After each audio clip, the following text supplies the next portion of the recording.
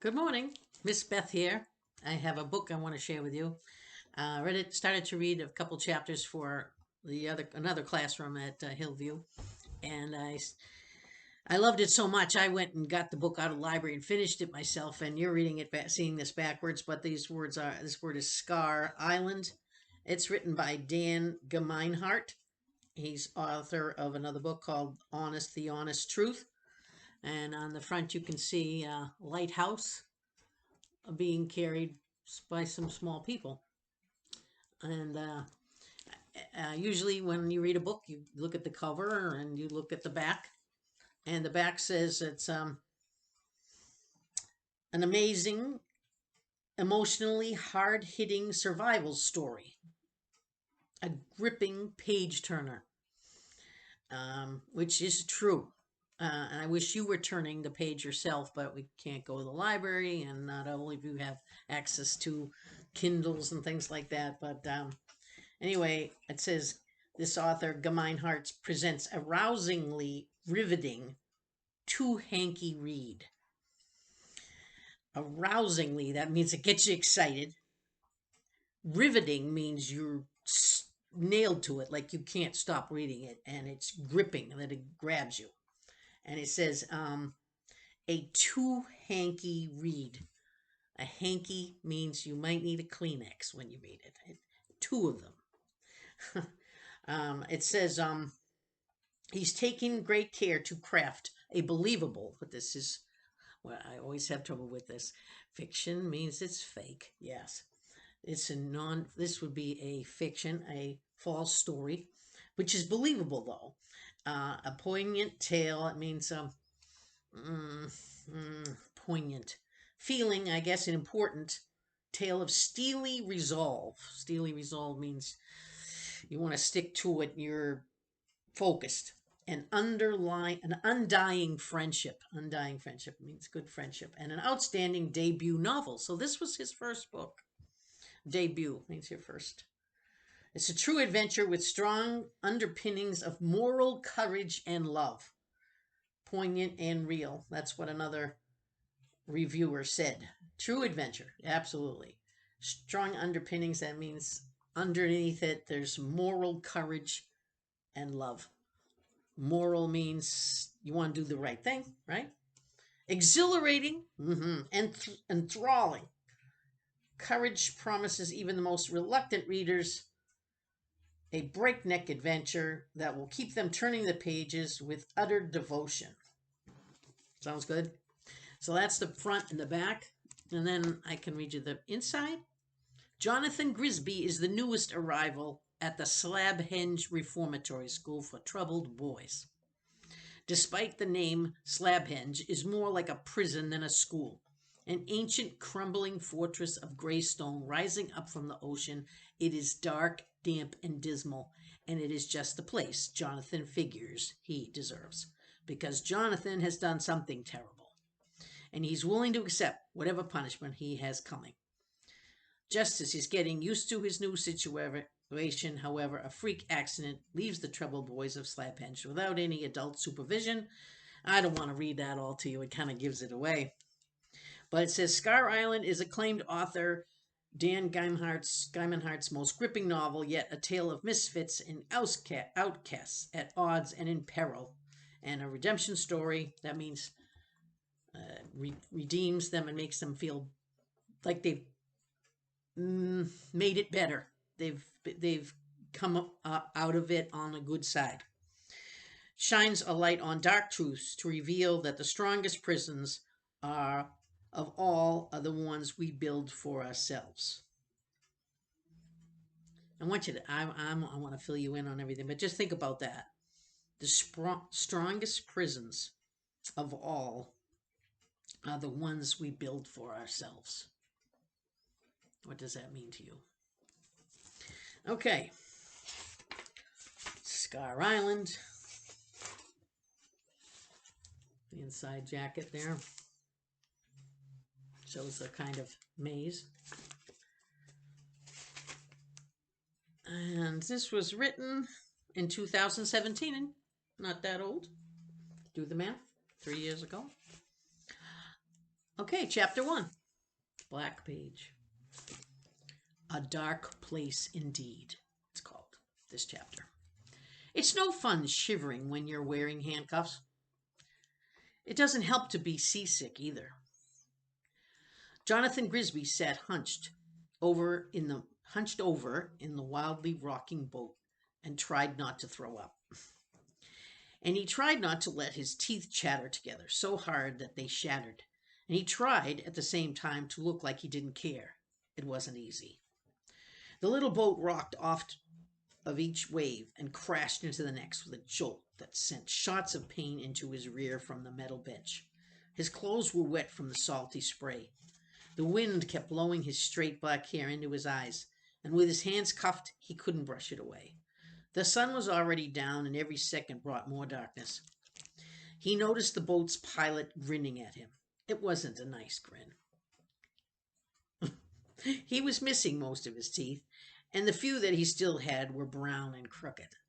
Tobacco juice dribbled out from his bottom lip into his scraggly gray beard.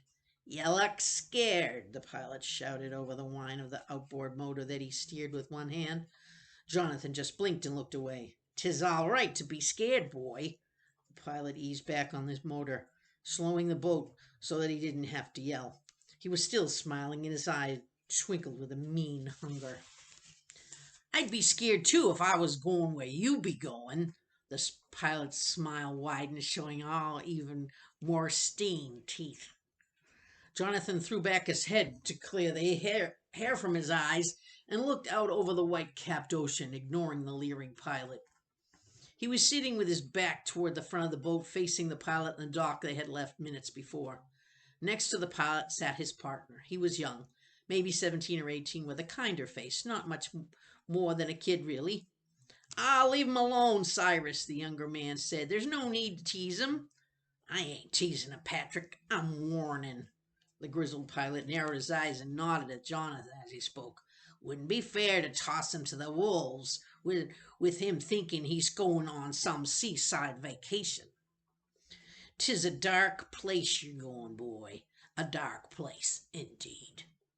Jonathan, trying to ignore the old pilot, looked at the younger man, Patrick. Patrick's eyes slid away from his own, like he'd felt bad. Like maybe the old man was telling the truth. "Course you probably knew 'twas a dark place, though, didn't you?" Cyrus continued. "That's why you're going there, after all. A dark place for dark youths such as yourself. Troublemakers, delinquents, criminals." He savored each word in his mouth like a salty piece of bacon. "How old are you, boy? 12? 13? Jonathan bit his lip. He didn't want to talk to Cyrus, but he was feeling awfully lonely, handcuffed in a boat on the way to prison. "Something like that," he said at last with a shrug. Cyrus' mouth widened into a wolf's grin. "Ah, you're right in the middle then. Criminal boys aged 10 to 14. That's what slab hedge is for, isn't it? Can't imagine what dark crime you committed to get yourself sent here, boy. They'll have you meek as a lamb in no time, I'd wager, begging to run back to your mama's lap." "Leave him alone," Patrick spoke again. "There's no point in taunting him." Cyrus's eyes widened innocently. "I ain't trying to taunt him, Patrick. I just feel the boy should know what he's getting into is all." Patrick frowned and looked out over the water. "Ah, and there she is," Cyrus crowed. "Go ahead, boy. Turn around and take a look at your new home." Jonathan twisted in his seat and craned his neck to get his first view of the slab-hinged reformatory school for troubled boys over the rusted bow of the boat. It was a hulking, jagged building of gray stone, surrounded on all sides by the foaming sea. The walls were high, rising up 2 or 3 stories from the crashing waves. Several towers stabbed up even higher into the gathering black clouds from each corner of the building. Each was flat-topped and crowned with a black iron railing.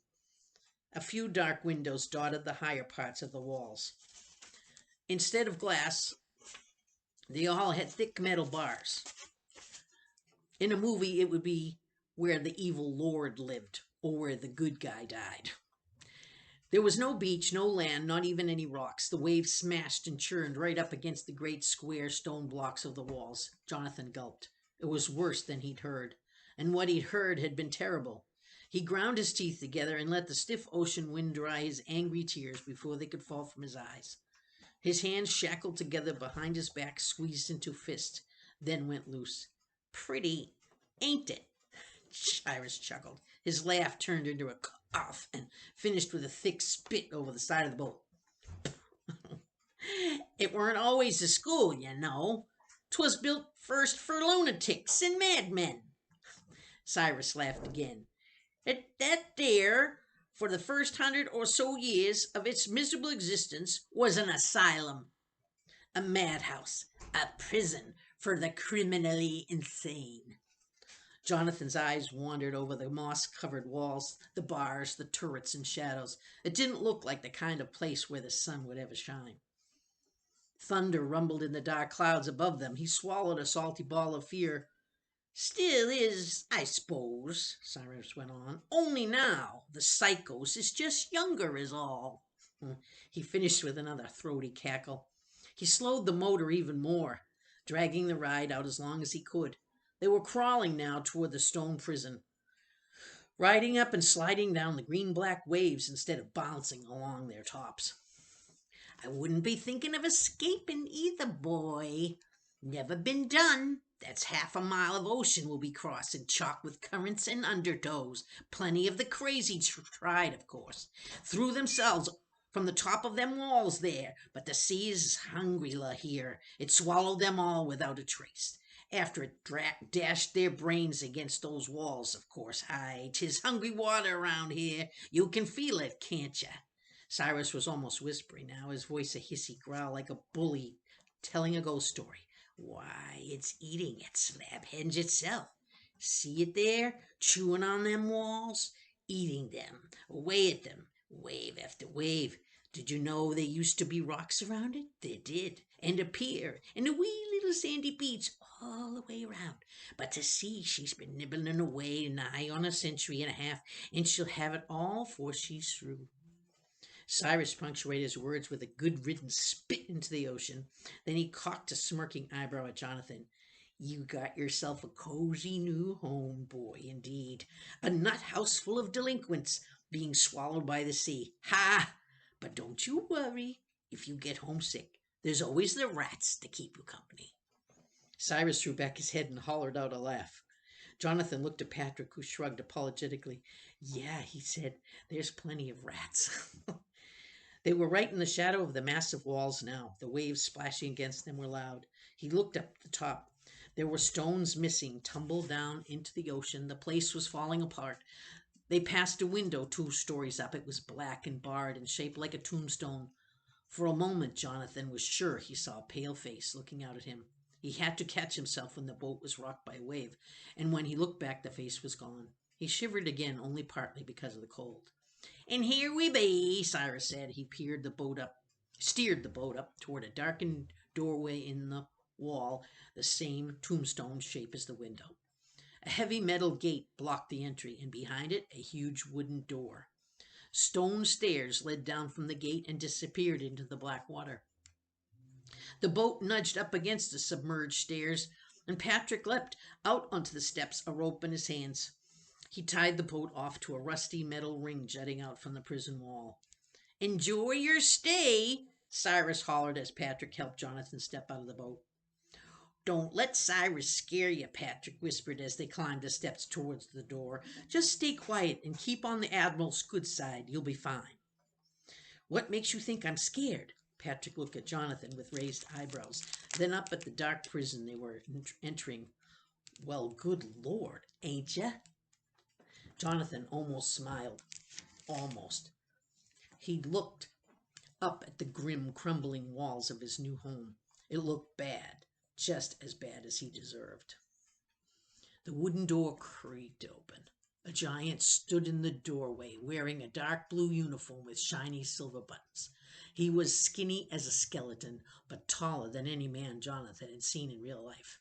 His skin was pale, his black hair short, and he had great dark circles under his eyes. Other than that, then one slow blink, nothing on the man's face moved. Is this the Jonathan Grisby? The man asked in a deep, scratchy voice. Aye, Patrick answered. 'Tis. He pulled some papers out of his jacket pocket and handed it through the bars.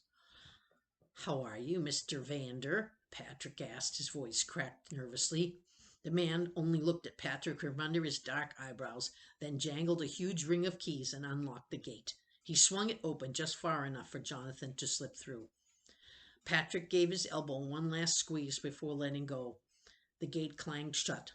Jonathan felt himself pulled a few steps forward into the darkness. The door began closing behind him with a loud creak. Goodbye, Patrick started to say before his voice was cut off by the slamming of the massive door. A huge hand, hard and strong as iron, closed on Jonathan's shoulders just as the world turned black. Well, that is the end of chapter 1. As you remember, it was called A Dark Place Indeed. What I think you should do now is draw a picture, paint a picture on paper, or at least in your mind, of what this place looked like for you. Maybe put the water, the boat, what did they think about what they described in here? The turrets, the windows, the shape of tombstone. You know what tombstone's shaped like? A gravestone, or what they call it. The doors, the chains, the feeling. Try to draw the feeling and the shape of what this place looks like. So this is your foundation for the story, where he's going to be for some time. And I look forward to reading the next chapter for you. I'll keep reading until we come back to school, and if I don't finish it before we get back, we'll finish it when I get there. That'll be fun.